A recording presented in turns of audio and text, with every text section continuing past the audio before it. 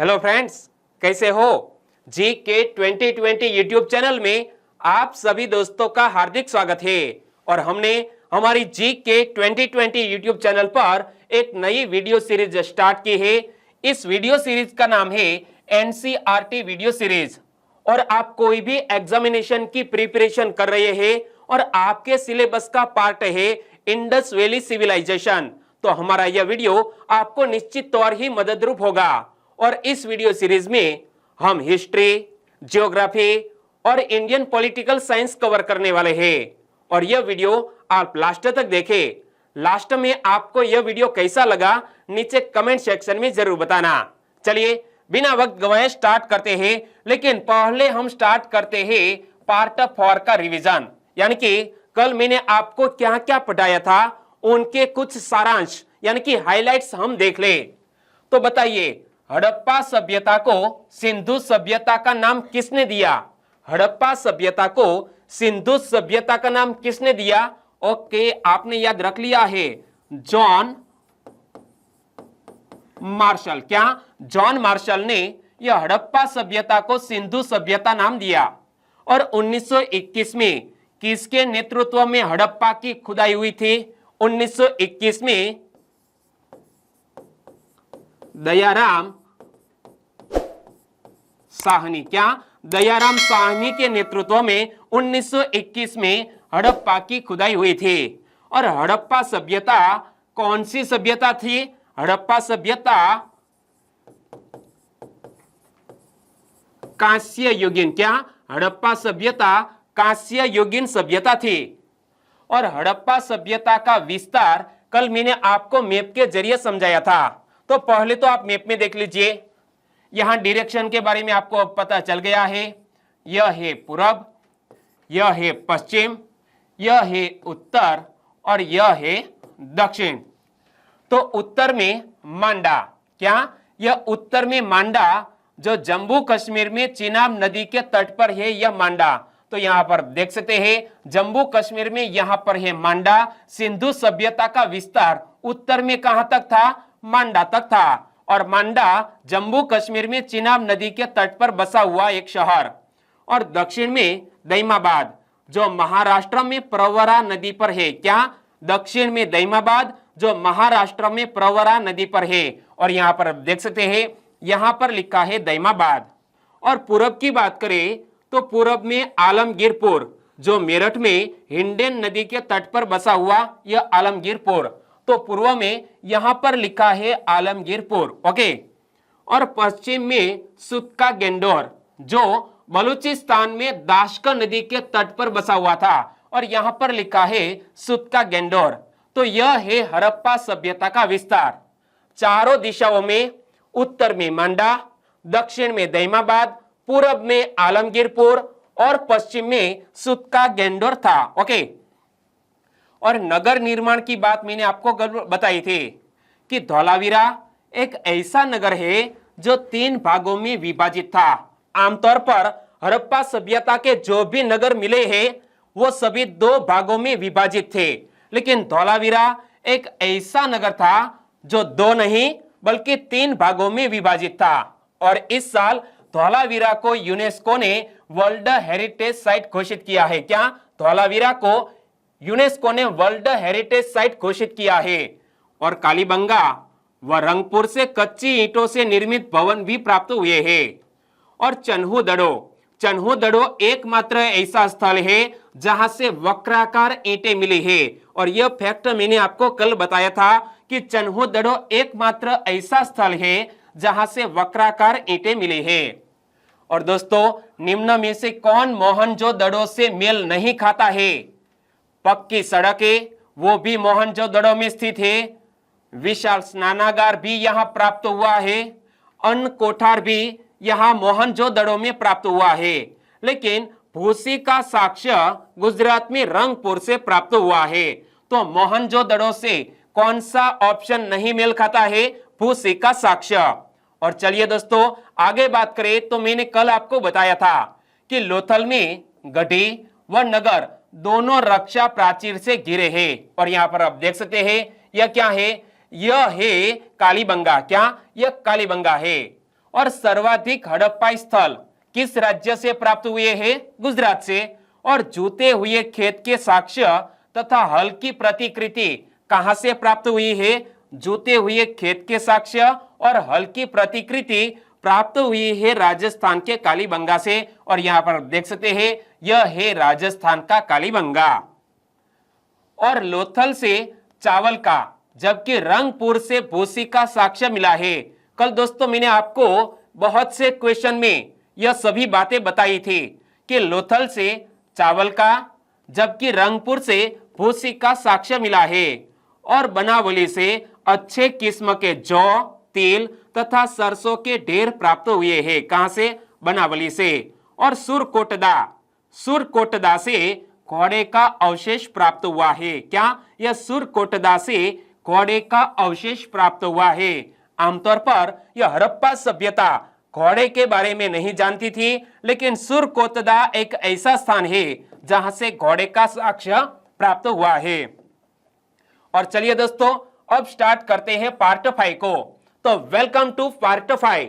और दोस्तों हमारा जो यह रिवीजन कराने का तरीका है आपको वाकई में अच्छा लगता है और आपको ऐसा लगता है कि रिवीजन बहुत ही जरूरी है तो नीचे कमेंट सेक्शन में जरूर बताना। चलिए 5वें भाग को हम स्टार्ट करते हैं। तो सबसे पहले सामाजिक और राजनीतिक जीवन की चर्चा करें। हड़प्पाई समाज विद्वान, योद्धा, व्यापारी तथा श्रमिक वर्ग में विभाजित था। यानी कि हड़प्पाई समाज वर्ग में विभाजित था। कौन कौन से वर्ग थे? विद्वान, योद्धा, व्यापारी तथा श्रमिक। और आवास की संरचना हड़प्पाई समाज की विषमता को दर्शाती है। और कल ही मैंने आपको बताया था कि आवास की जो संरचना है इसमें जो श्रमिक वर्ग है वो भी पूर्व के हिस्से में रहता था, पश्चिमी इलाके में जो भी व्यापारी है ऐसे लोग वहां पर रहते थे। कहां पर? पश्चिमी इलाके में।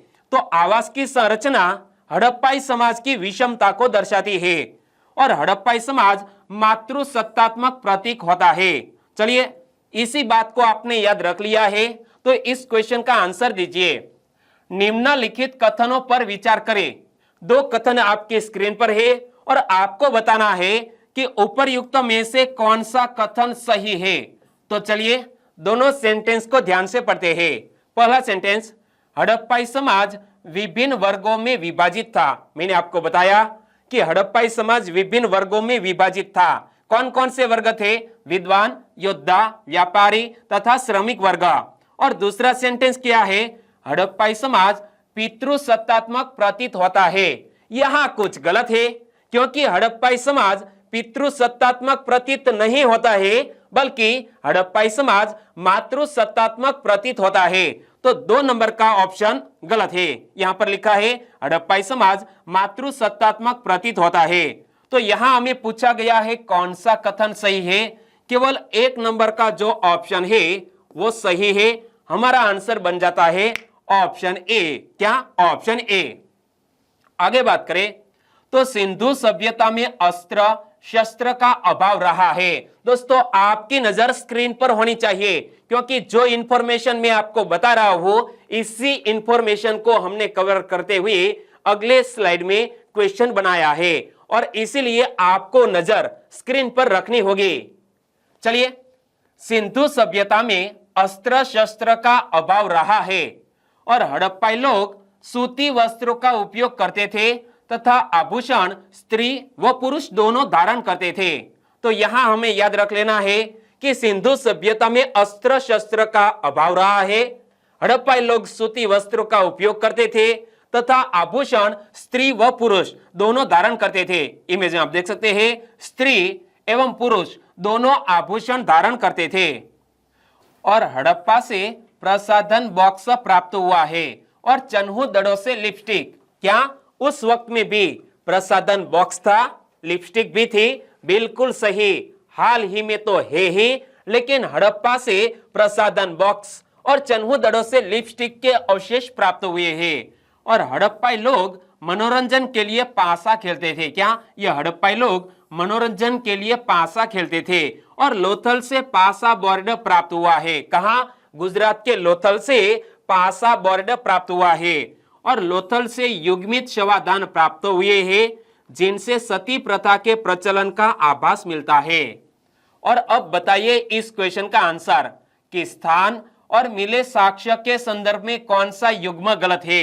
चन्हू दड़ों से लिपस्टिक के साक्ष्य मिले हैं, बिल्कुल सही बात। लोथल से पासा बोर्ड मिला है, बिल्कुल सही बात। और हड़प्पा से प्रसाधन बॉक्स मिला है, यानी कि तीनों युग्म बिल्कुल सही है। और यहां हमें पूछा गया है कौन सा युग्म गलत है, इनमें से कोई भी नहीं, यानी कि इस क्वेश्चन का सही आंसर है ऑप्शन डी।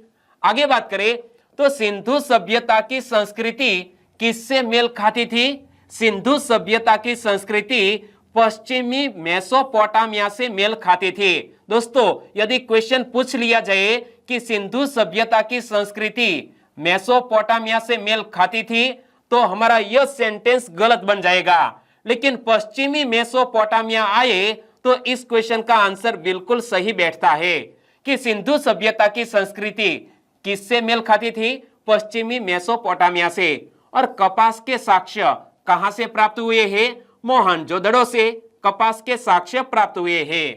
और हाथी का कपाल यानी कि हाथी की खोपड़ी कहां से मिली थी, हड़प्पा से। और हाथी का दांत कहां से मिला है, लोथल से। दोस्तों यहां एग्जामिनेशन में हम भूल कर सकते हैं कि हाथी की खोपड़ी कहां से मिली, तो हड़प्पा से। हाथी का दांत कहां से मिला, लोथल से। और चलिए यह चारों क्वेश्चन आपने पढ़ लिए हैं, तो आंसर मुझे बताइए सिंधु सभ्यता की संस्कृति किससे मेल खाती थी। ओके, आपने याद रख लिया है पश्चिमी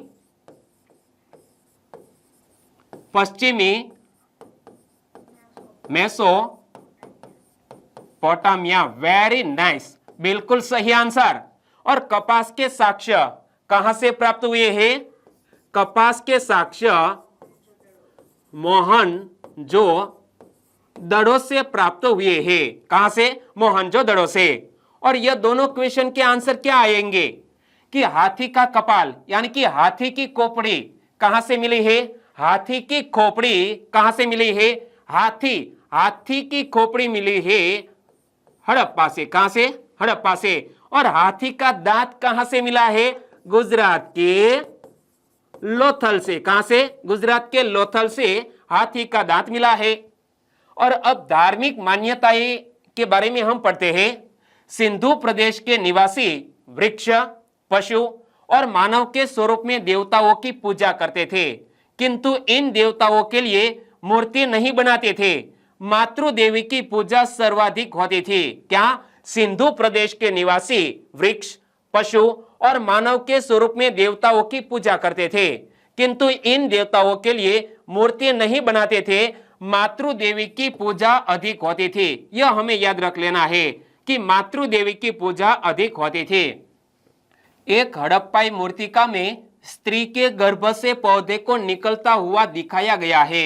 यहाँ इस इमेज को देखिए कि यह हड़प्पाई मूर्तिका में स्त्री के गर्भ से पौधे को निकलता हुआ दिखाया गया है। और यह इस बात का प्रमाण है कि हड़प्पाई लोग धरती को उर्वरता की देवी समझते थे। और यह उसी प्रकार था जैसे मिस्र के लोग नील नदी की देवी आइसिस की पूजा करते थे। तो याद रखो कि एक हड़प्पाई मूर्तिका में स्त्री के गर्भ से पौधे को निकलता हुआ दिखाया गया है। और यह इस बात का प्रमाण है कि हड़प्पाई लोग धरती को उर्वरता की देवी समझते थे। और यह उसी प्रकार था जैसे मिस्र के लोग नील नदी की देवी आइसिस की पूजा करते थे। और अब बताइए कि सिंधु प्रदेश के निवासी किसकी पूजा सर्वाधिक करते थे। सिंधु प्रदेश के निवासी मातृदेवी, क्या, मातृदेवी की पूजा सर्वाधिक करते थे। और मिस्र के लोग किसकी पूजा करते थे, नील नदी की देवी आइसिस की पूजा करते थे। यहां पर आप देख सकते हैं यह है आइसिस। तो मिस्र के लोग किसकी पूजा करते थे, नील नदी की देवी आइसिस की पूजा करते थे। और आगे बात करें तो पशु पूजा भी प्रचलन में थी तथा एक सींग वाला गेंडा सर्वाधिक महत्व का था। और इसके बाद का महत्व कुबड़ वाले सांड का था, यानी कि सबसे अधिक महत्व किसका था, एक सींग वाले गेंडे का था। और इसके बाद यह कुबड़ वाले सांड का स्थान आता था। और बड़ी मात्रा में तावीज का मिलना हड़प्पाई लोगों के अंधविश्वास को दर्शाता है, यानी कि बड़ी संख्या में तावीज मिले हैं और यह हड़प्पाई लोगों के अंधविश्वास को दर्शाता है।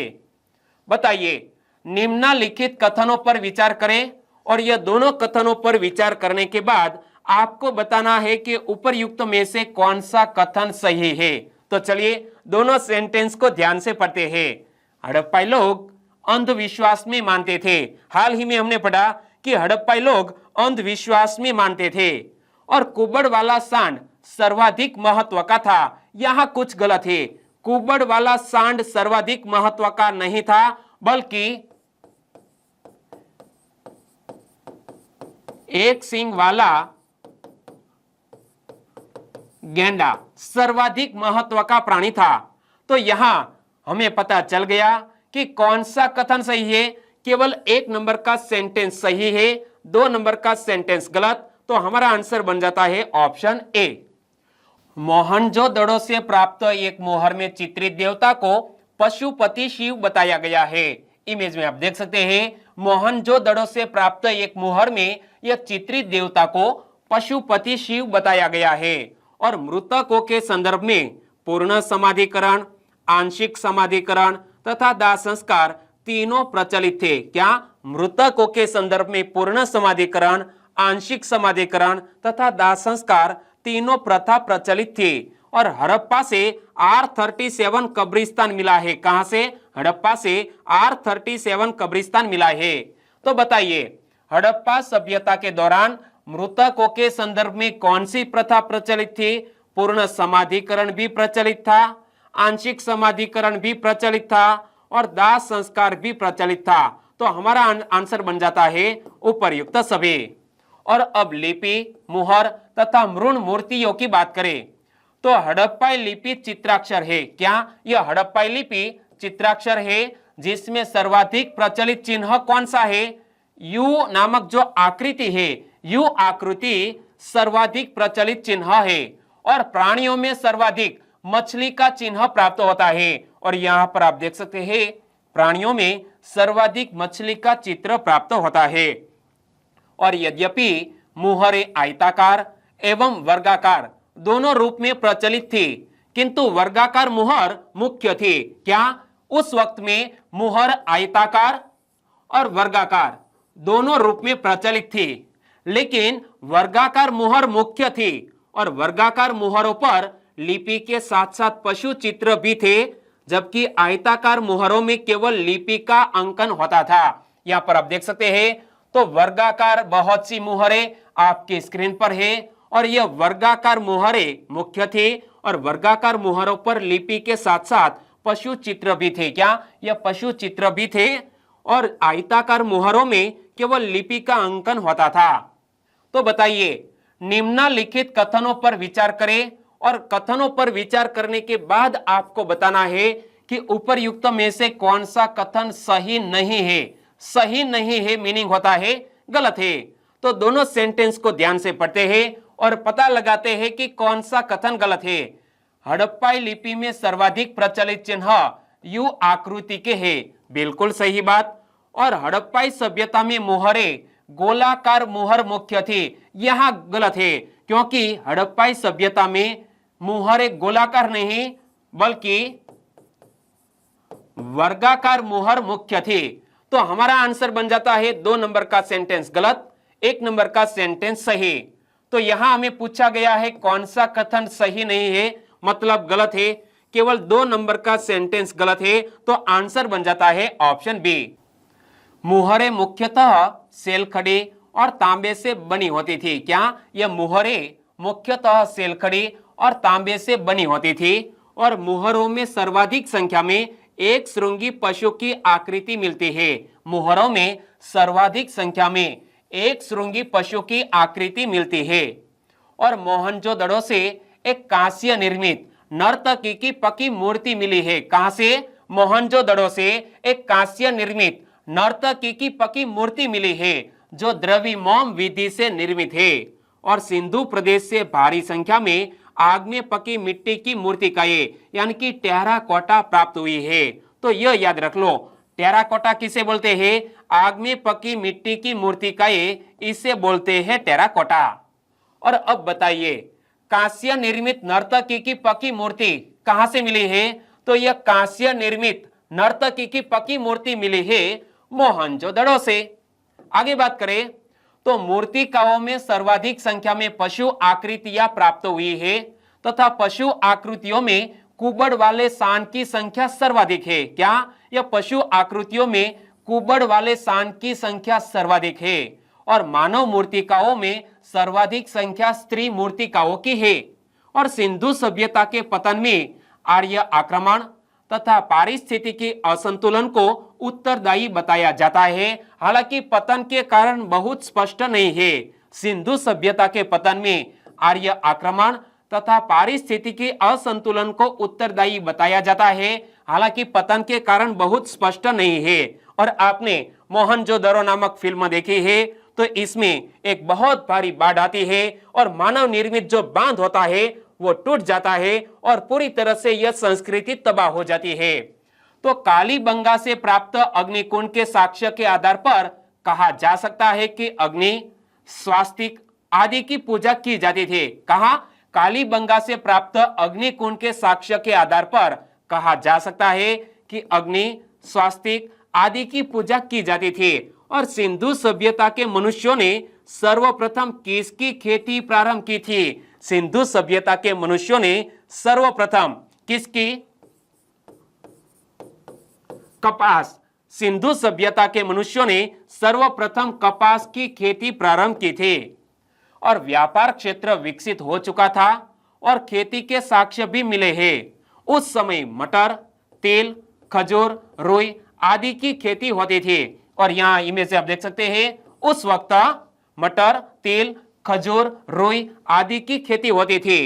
और कोट दीजी नामक स्थान परिपक्व हड़प्पाई सभ्यता के चरण को प्रदर्शित करता है। तो इसका नाम याद रख लेना है कि कोट दीजी नामक स्थान परिपक्व हड़प्पाई सभ्यता के चरण को प्रदर्शित करता है। और नहरों के अवशेष कहां से प्राप्त हुए हैं? यह महत्वपूर्ण है कि हड़प्पाई सभ्यता में एकमात्र ऐसा स्थान जहां से नहरों के अवशेष प्राप्त हुए हैं।